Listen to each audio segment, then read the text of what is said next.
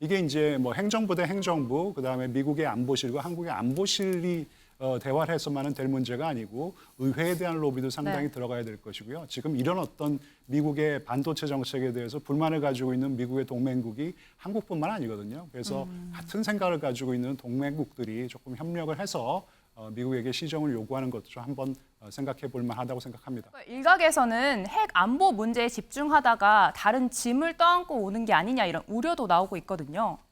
그래서 벌써 많이 떠나서 또 어떤 지심을 떠안고 오실지 모르겠는데 일단 IRA, 인플레이션 감축 법안이죠. 사실 기업하시는 분들한테 물어보면은요 흐름이 그렇게 나쁘지는 않습니다. 지금 뭐 한국의 이 전기차 자동차를 만드는 메이커들이 보조금을 전혀 못 받는 것으로 알려져 있는데 그것은 아니에요. 미국 국민들이 실질적으로 장기 리스를 하는 경우도 있고요. 장기 렌트를 하는 경우도 상당히 많습니다. 이럴 경우에는 보조금을 받습니다. 네. 그리고 미국 국민들이 실제로 그 구입을 할 경우에도 2025년인가까지는 이 보조금을 주겠다라는 거 아니겠습니까? 그래서 조금 띄워놓고 봐야 되는데요. 근데 이제 반도체 법안은 정말 문제가 많죠. 왜냐하면 한국 기업이 초과 이익을 낼 경우에는 그 초과 이익을 갖다가 좀 공유하자. 그다음에 한국이 반도체 공장을 갖다 세워놓으면 시설을 조금 가서 조금 봐야겠다. 그다음에 중국에서는 실질적으로 완전히 이제 반도체 이 사업을 갖다가 접으라는 것이기 때문에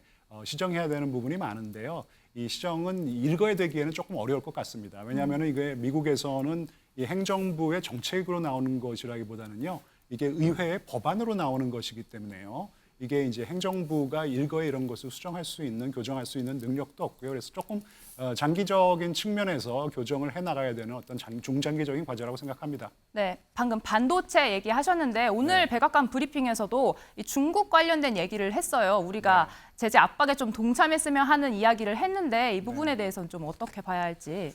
벌써 상당 부분 많이 동참하고 있고요. 지금 뭐 중국에서도 화가 나가지고 지금 마이크론을 퇴출시키겠다고 하고 있는 상황에서 이게 조금 더 확인을 해봐야 되겠지만 미국 정부가 한국 정부에게 그럴 경우에 이 부적분을 한국 기업이 채워 넣는 어떤 그러진 않았으면 좋겠다라는 말이 나왔어요. 근데 이게 조금 사실 여부를 갖다가 확인을 갖다 해봐야 되는데요.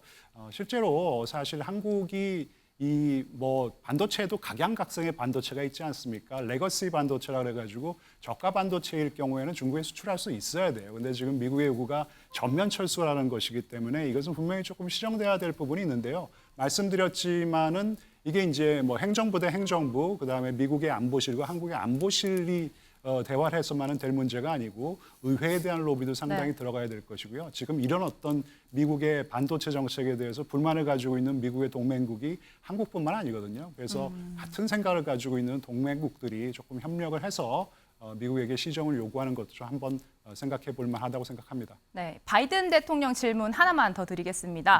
이 국빈 방문 중에 재선 출마하겠다 발표를 했어요. 트럼프 전 대통령과 맞붙게 됐는데 관전 포인트 좀 짚어주시죠. 뭐 아직 뭐 맞붙게 될지는 잘 모르겠지만 맞붙게 될 가능성이 상당히 높아졌죠. 맞습니다. 기소 때문에요. 예.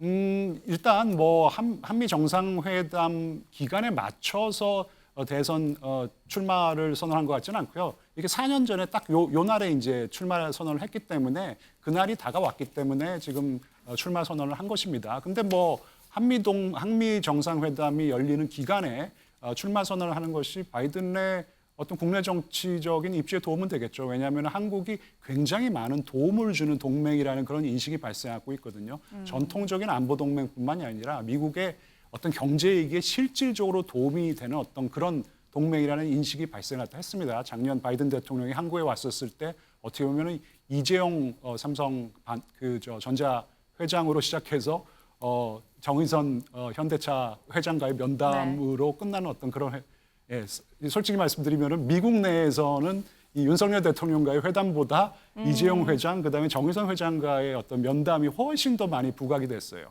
그러면서 실질적으로 한국은 미국에게 경제적인 이익을 갖다 줄 수 있는 그런 동맹이라는 인식이 발생했기 때문에요. 이런 자리를 빌어서 바이든 대통령이 재선 출마를 선언하는 것도 바이든 대통령의 국내 정치적인 이익으로 환원이 될 거라고 저는 개인적으로 생각하고 있습니다.